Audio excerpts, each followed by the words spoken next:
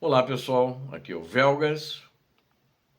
Hoje, dia 14 de fevereiro de 2026, 11 horas, horário de Brasília. Será o fim dos tanques? Por que a doutrina russa virou uma armadilha mortal na Ucrânia? Os tanques já foram a espinha dorsal de qualquer exército. Mas na Ucrânia, a doutrina russa de usar tanques está colapsando. Eu acho que já colapsou há muito tempo, porque perderam em 4 anos mais de 11 mil tanques de guerra, né? Então, mais de quase 3 mil tanques de guerra por ano. O que se perde em um ano, que se perdeu em tanques, acredito que toda a América Latina, aqui pelo menos na região do Brasil, aqui das Guianas para baixo, se somar de todos os países, não tem essa quantidade de tanques. Vocês vejam o prejuízo em milhões, bilhões de dólares que essa guerra está dando para a Rússia. Por causa disso que a economia dela está mal. E muita gente não acredita, né? Não, plantaram lá beterraba e vão fazer cachaça, batata e vão fazer cachaça, fazer vodka. Isso não levanta a economia de ninguém. Tudo dados mentirosos. Ou, o que é pior, os blindados de combate, aqueles que transportam tropas de infantaria, aproximadamente 23 mil foram destruídos. Se somar os blindados, tanques de guerra e os blindados de combate, nós teremos aí mais de 30 mil viaturas blindadas destruídas. Ou seja, a filosofia, as táticas, a estratégia usando tanques, que já foram a espinha dorsal, como eu disse, de qualquer exército, não só da Rússia, mas na Ucrânia, a doutrina colapsou. Entre drones de vigilância e armas de precisão, as famosas colunas blindadas de Moscou foram aniquiladas antes mesmo de chegarem ao combate.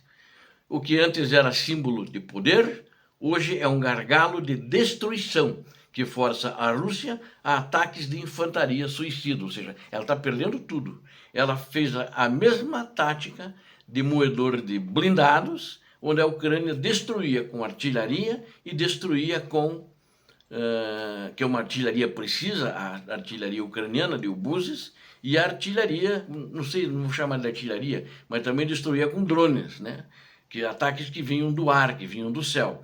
Então, esse gargalo, essa destruição, forçou a Rússia a fazer mais ataques suicidas. Ela sempre fez, desde o início, mas eu diria, aumentou, e o que adiantou? Ganhou 1% do território da Ucrânia, o que é ruim para a Ucrânia, mas foi pior para eles. Pagaram um custo alto e ainda estão pagando um custo muito alto. Eu quero convidar você para continuar acompanhando os acontecimentos diariamente conosco. Inscreva-se no canal, é muito importante. Peço a todos que deem um like, compartilhem com suas redes sociais e façam seus comentários. Eu conto com vocês. Muito obrigado. A era da surpresa operacional acabou, né? Onde chegava uma coluna de tanques de surpresa, onde chegava uma blitzkrieg, tanques em linha com infantaria atrás ou entre os tanques, como na Segunda Guerra Mundial, acabou também, né? E, na realidade, agora essa era da surpresa acabou. Agora os drones viajando cada centímetro, as colunas russas são detectadas, foram detectadas e serão detectadas e marcadas como alvos, muito antes de verem o inimigo. Eles não chegam às posições ucranianas. E muitas dificuldades para isso. Então, eles para isso mandam os seus militares, soldados russos à morte. E as zonas de morte, inclusive, elas estão até na retaguarda que a Ucrânia bombardeia, que ela ampliou essa zona da morte de bombardear mais a retaguarda da própria Rússia, como concentrações de tropas, logística, etc. O desastre acontece no caminho, né?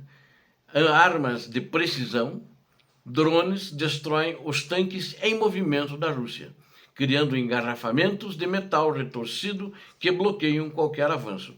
Eu acho que a primeira grande derrota, né, da Rússia foi quando eles saíram nos 3 primeiros dias da guerra, a partir de 2024, dessa segunda fase, do 2022, perdão, que eles queriam entrar em Kiev. Tinha uma coluna de 60 quilômetros de tanque, eu já falei aqui em outros vídeos. Só vou repetir como exemplo rapidamente, pode ser que tenha alguém que não tenha, desconheça essa história, alguém novo que entrou no canal que esteja nos assistindo. 60 quilômetros de blindados, tanques de guerra. Tanques de guerra, com pouca infantaria. E lá vieram eles, saíram. A Ucrânia não fez nenhuma resistência na saída da Bielorrússia. Eles rodaram aproximadamente a fronteira da Bielorrússia para Kiev, deve estar aí entre 200 e poucos quilômetros, 250, da fronteira, né? Aí ele dá até a capital Kiev. Quando eles chegaram aproximadamente, e tanque se desloca devagar, 40, 50, 60 quilômetros, o máximo é a velocidade. Quando eles chegaram próximo a Kiev, a capital da Ucrânia, aí os ucranianos pararam eles. E eles tiveram que parar por dois motivos. Uma, não tinha gasolina, porque fizeram um erro logístico. O que talvez pensavam em abastecer dentro de Kiev nos postos de gasolina, eu não sei. Mas não veio atrás deles a coluna de caminhões-tanque. Aí eles chamaram, aí esses da Ucrânia incendiou eles logo que eles saíram da Bielorrússia e entraram no território ucraniano. Destruiu, né? Com a escolta, com tudo. Mas esses tanques, a Ucrânia obstruiu a estrada, destruiu pontes, e eles próximo a Kiev não podiam passar. E minou as laterais da estrada.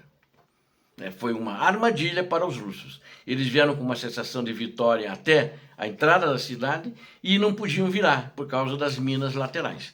E aí, com os mísseis Javelin, né, as famosas bazucas, os lança-rojões modernos, e eles começaram a atirar nos tanques. E também com RPG, né? Começaram a atirar nos tanques e a destruí-los.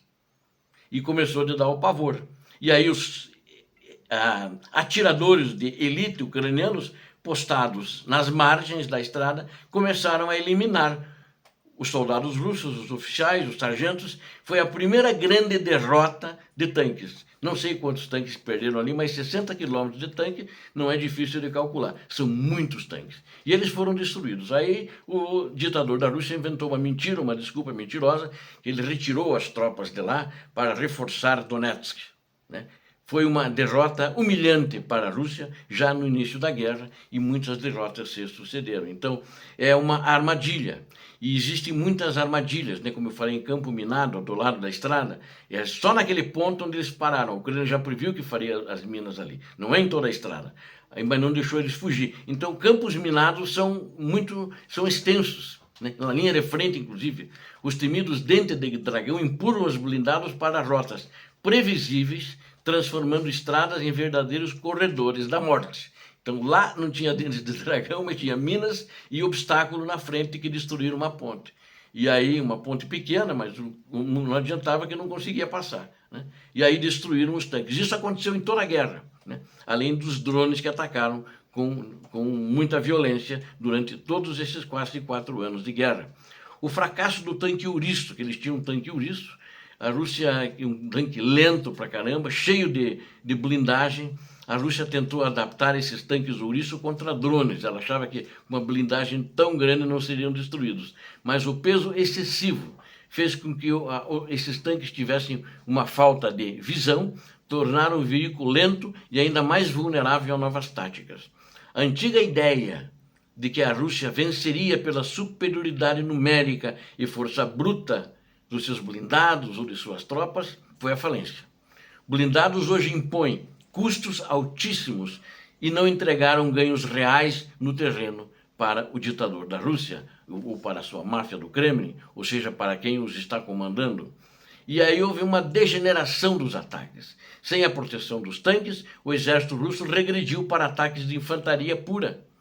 São avanços custosos, lentos e sem nenhuma profundidade estratégica. E eles ainda usavam os mesmos manuais de táticas, os mesmos manuais de avanços operacionais da Segunda Guerra, onde eles lutaram contra os nazistas. Mas aqui a evolução é frenética. Para cada proteção nova surge um drone mais letal e que caça esses blindados. E lembra a luta contra explosivos no Iraque também, né? Ou seja, a Ucrânia se adaptou, ela observou como é que as coisas aconteciam no teatro de operações. A Rússia está perdendo a última estrutura de sua doutrina ofensiva, o tanque. E tem muito poucos agora, como eu falei no vídeo de ontem, apenas muito velhos, da Segunda Guerra Mundial, da década de 50 ou de 60. O tanque, antes rei do campo de batalha, tornou-se um alvo fácil e uma guerra de transparência total. Convido você, considere se inscrever no canal, porque aqui você viu a verdade. Assim, vamos acompanhar todos os dias a evolução desse teatro de operações, dessa guerra criminosa que a Rússia moveu contra a Ucrânia. Eu conto com você, inscreva-se. Deus abençoe a todos vocês, Deus abençoe a Ucrânia, Deus abençoe o Brasil. Paz e bem, paz para toda a humanidade.